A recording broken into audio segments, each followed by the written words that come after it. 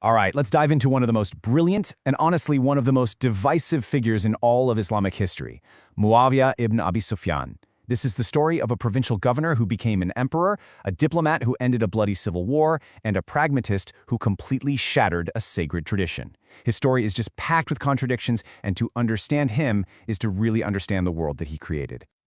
And this right here gets to the very heart of the puzzle. On the one hand, you have a man trusted enough to be a scribe for the Prophet Muhammad himself, writing down divine revelation. And on the other hand, he's the man who turned the caliphate into a hereditary kingdom. So how can one person be both? That's the question that's been echoing through Islamic history for well over 1,000 years. So to really get a handle on this, we've got to go back to the year 661. This was a time of absolute crisis. The Muslim community, the Ummah, was just reeling. It had just been torn apart by its very first civil war, the Fitna, a brutal conflict that pitted believer against believer and left these deep scars that, you could argue, have never really healed. And who's there, watching all of this unfold? Muawiyah. While the rest of the empire was basically on fire, he was quietly and methodically governing the province of Syria, turning it into his own personal fortress. He was a man known for two things above all else: incredible patience and a razor-sharp strategic mind. Now, if you look at his background, it's just a web of contradictions. I mean, he was from the Umayyad clan, the very family that led the opposition to Islam for years.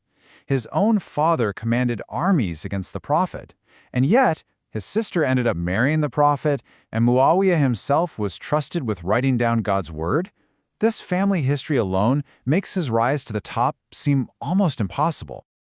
So how did he do it? How did he pull it off?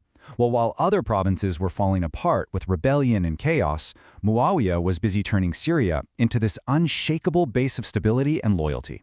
And the way he did it was just a masterclass in how to build a state. His strategy was so methodical, it was brilliant. First up, he forged these rock-solid alliances with the most powerful Arab tribes in the region. Step 2, he earned the trust of the huge Christian population there by protecting them and respecting their communities. Third, he built a super-efficient government machine. And finally, he created a fiercely loyal and disciplined army. This wasn't just another province. This was his kingdom in the making.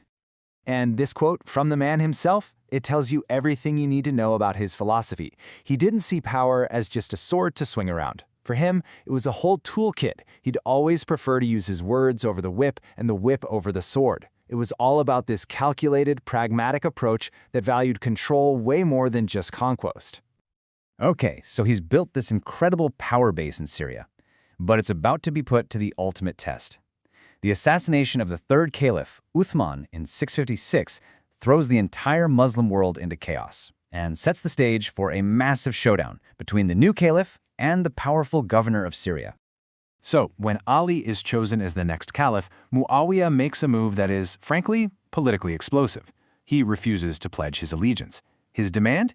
Justice for his kinsman, the murdered Caliph Uthman. Now, was this a principled stand for justice, or was it a brilliant political chess move to challenge his biggest rival? Whatever it was about to lead to war. And from there, things just spiral. The conflict boils over into open warfare. Their armies clash at the Battle of Siffin. It's a bloody, brutal stalemate that solves nothing. They try arbitration, but that just creates even more division. And then comes the final, tragic turning point. In 661, Ali is assassinated by an extremist, and the caliphate is suddenly left without a leader. With the path now clear, Muawiyah moved decisively. He didn't hesitate for a second. With his main rival gone, he was declared caliph in Jerusalem. He was now the undisputed master of the Muslim world. The civil war was over. A new era had just begun. Now, one of the very first things he does as caliph is huge. He moves the capital. And let me tell you, this wasn't just about changing an address. This was a fundamental shift in what Islamic rule was all about. And the contrast could not be more stark. Islam's capital was moving from Medina, the spiritual heartland, all the way to the geopolitical powerhouse of Damascus. This physical move perfectly mirrored a political one. The old principle of choosing a leader through community consultation, or shura, was about to be replaced by hereditary rule, mulk, or just plain kingship.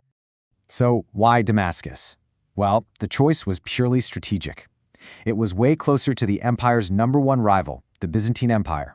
It already had that loyal army and government that Muawiyah had spent years building. It was a hub for international trade, Moving the capital sent a crystal clear message.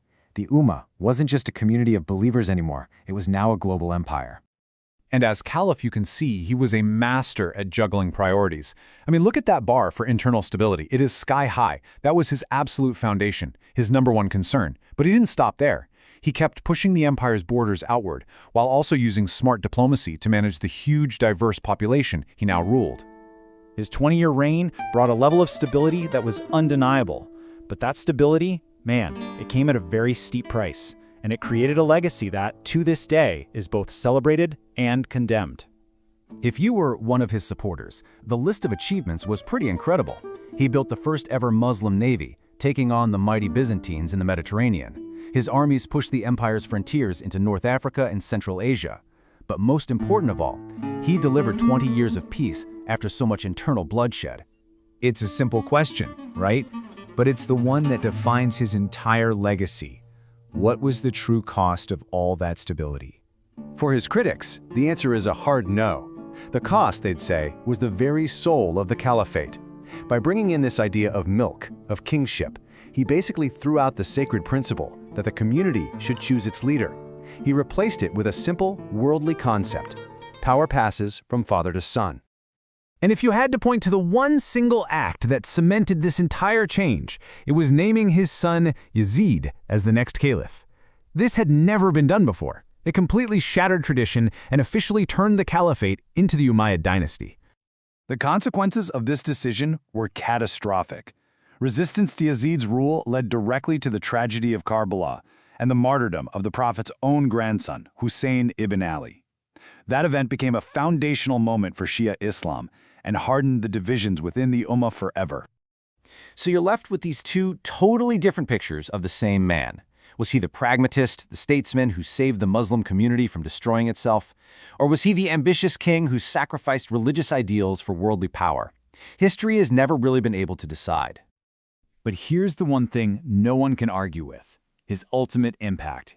He was the first, the founder of the Umayyad dynasty, an imperial power that would go on to rule the Muslim world for almost 100 years and completely reshape its destiny. So that's the question we're left with, isn't it?